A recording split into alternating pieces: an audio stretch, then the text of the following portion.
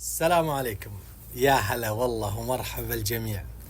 اعتذر امس ما نزلنا لكم قصة، اليوم بننزل لكم قصة ان شاء الله انها تعوضكم عن القصة اللي امس. قصتنا اليوم هذا سعيد وسالم، اطفال صغار ربوا مع بعض، عاشوا في حياة الطفولة، كانوا اخوان متلازمين ما يعدون بعض. ان جاه من النوم في بيت سعيد ناموا، وان جاه من النوم في بيت سالم ناموا، وهذه الحياة. حتى انه لدرجة ان اهلهم يسألون عنهم، مثلا اهل سعيد يسألون اهل سالم: سعيد عندكم؟ ايه نايم والله، نام مع سالم، خلاص يجي بكرة يجي بعده، ما عندنا مشكلة. نفس الشيء سالم. ترعرعوا الى ما وصلوا سن الدراسة، بعد كذا التحقوا بالمدرسة الى ما خلصوا المرحلة الابتدائية. بعد ما خلصوا المرحلة الابتدائية سعيد قرر انه يلتحق بالسلك العسكري، فقال ابوي وعماني يقولون لا تفوتك العسكرية، تراها شغلها زين وراتب زين ولا لي في الدراسة هنا.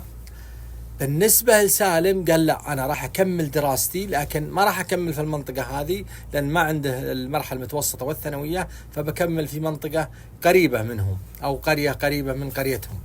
فالتحق سالم التحق بالمتوسطة، وسعيد التحق بالعسكرية في منطقة الطائف. كانوا لا زالوا هم أصدقاء، ولكن أمور الحياة بدأت تفرقهم تبعدهم عن بعض. سعيد خلص الدورة العسكريية وبدأ يداوم في الطائف، تجي جزات يمر على أهله يقابل سالم ويجلسون وسوالف والعسكرية ومدى الدراسة إلى من سالم خلص المرحلة الثانوية. بعد ما خلص المرحلة الثانوية التحق سالم بالكلية العسكرية. الكلية العسكرية هذه تخرج ضباط. أما بالنسبة للقطاع العسكري اللي التحق فيه سعيد، هذا سعيد التحق بالقطاع العسكري اللي هو صف ضباط، اللي هم الجنود والعرفة وإلى آخره. أما بالنسبة لسالم التحق في كلية الضباط اللي تخرج من ملازم إلى أعلى. التحق في الكلية وتخرج وعين في منطقة الطائف، عفوا علي في منطقة تبوك، وسالم وسعيد في منطقة الطائف. التحق سالم بقطاعه اللي في منطقة تبوك وصار له حياته الخاصة. سعيد في الطائف وله حياته. إذا جات الإجازات والأعياد ينتقلون، من إذا حصل عندهم إجازات وزي كذا يروحون للديرة عند أهلهم، يسلمون على شيبانهم مثلا في العيد وزي كذا، يسلمون على شيبان الديرة زي كذا، فتلقاهم يلتقون في مكان ويجلسون هاتك سوالف وبد. هذه سوالفهم على كاسة شاهي وسوالف إلى ما يجيهم النوم، ثم راحوا ونام. من البكرة نفس الشيء، صار هذا مقر لهم أنهم يتقابلون في الإجازات فقط، ومن شوقهم البعض يجلسون طول اليوم وهم مع بعض، طول اليوم وهم سوالف مع بعض. وكل مرة يرجعون لعمالهم. بعد سنة سنتين ممكن يتقابلون في الديرة. إلى أن جاء يوم من الأيام سالم قال لسعيد: يا سعيد أنت ليش ما تتزوج يا سعيد؟ قال: والله يا سالم أنا ما جت بغدت به، الراتب ما والله يغطي، يقسم الراتب بيني وبين أمي وأبوي، أعطي أمي وأبوي قسم والباقي أدفعه في عزبة خيانة، والمطاعم هناك غالية والحوس، أو خلها على ربك، بس ما والله لحق شيء يقوله سعيد سالم. قال: أنت ما همك إلا الدراهم. قال: لي والله هي اللي موقفتني عن الزواج. قال: يصير خير. قال: يعني وشي؟ قال: يصير خير يصير خير. راح سالم يوم جاء من البكرة ولا جايب له كيسة مليانة فلوس وهو يرميها على سعيد. قال: قسما بالله ما يجيني منها ريال واحد، وتراها هدية ما وراها أعطي، بس لي حق عليك تسوي عرسك، إذا سويت عرسك تعزمني، بس هذا اللي أبي منك، غير كذا ما أبي منك ولا شيء. يا ابن الحلال أنا بتدبر أموري، أنا بتزين أمور. قال: مرة حنا أخوان، أنت ما أنت شايفنا أخوان؟ قال: لا والله أخوان. قال: خلاص هذه فزعة الأخو لأخوه، ما بي منها شيء أبد، وتراه والله ما يرجع لي منها ريال واحد.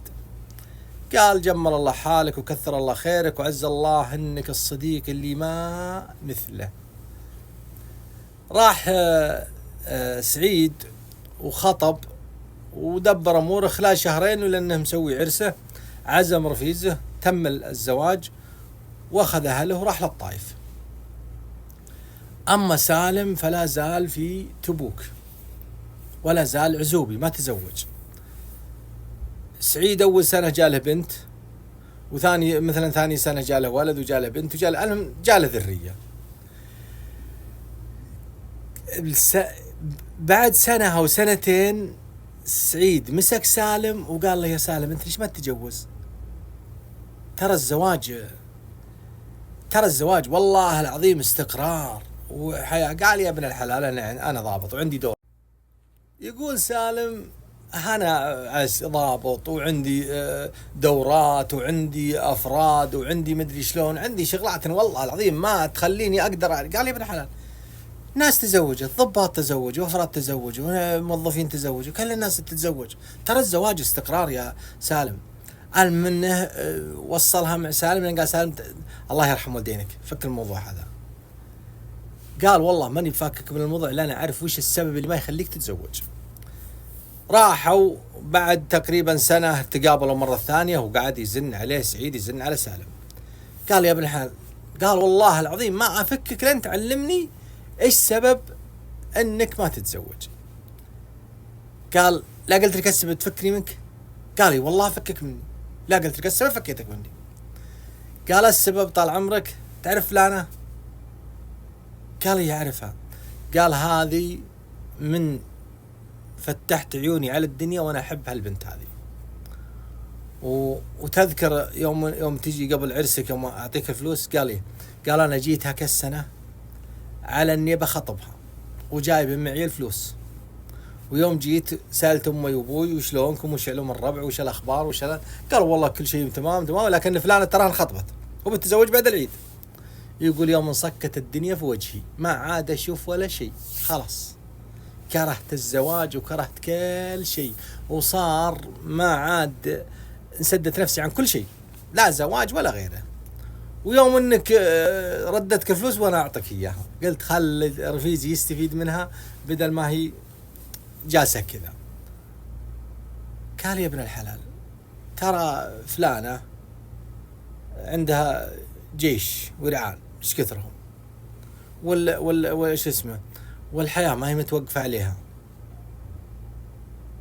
الحياة لو كل واحد نحب له وحدة بيتزوجها ما حد تزوج، ولو كل واحد نحبت له واحد ما حد تزوج. الحياة باقية إلى الأبد. قال يا سعيد أسألك بالله تفكني من الموضوع هذا وتقفله. يوم شاف إنه رفيزه هو يعرفه، يوم شاف إنه وصلت معه مرة قفلت معه، قال خلاص تغيروا الموضوع، راح يسولفون. وراحت الأيام وراح على الكلام هذا تقريبا حدود 15 إلى 16 سنة. هالكلام هذا راح عليه فترة طويلة. ويوم من الأيام وسعيد يتصل على يوم جات عاد التليفونات، ذاك الأيام التليفونات الثابتة، جات التليفونات وكثرت في المنطقة وزي كذا، ويتصل على سالم. اتصل سعيد على سالم قال يا سالم أنا عندي واحد من عيالي متخرج من المتوسطة أو زي كذا، والولد هذا أنا شايفين فيه الأمور يعني أنا شايفين فيه المستقبل كله، وسويت له حفلة من فرحتي فيه، جايب درجات تفوق. وصراحة الحفلة ذي والله ما لها طعم من غيرك. قال يا ابن الحلال أنا مشغول ولاني فاضي ولا أدري إيش. قال يا ابن الحلال تعال وخلنا ننبسط سوا يومين ثلاثة وبعدين أنت كم لك ما أخذت عمره. قال والله ما لي بها عهد العمرة. قال ها خلاص هذه اللي ما لها حل عاد، تجي الطائف جنب مكة، تجي تاخذ لك عمرة، تجي تحضر الحفل وتاخذ لك عمر وتمشي كلها يومين تراها وانت ماشي، يعني ما هي مخرتك ولا ذي ولا ذيك. قال توحي متى حفلك؟ قال حفلي بعد اسبوعين. قال بعد اسبوعين ان شاء الله. قال خلاص تراني بنتظرك.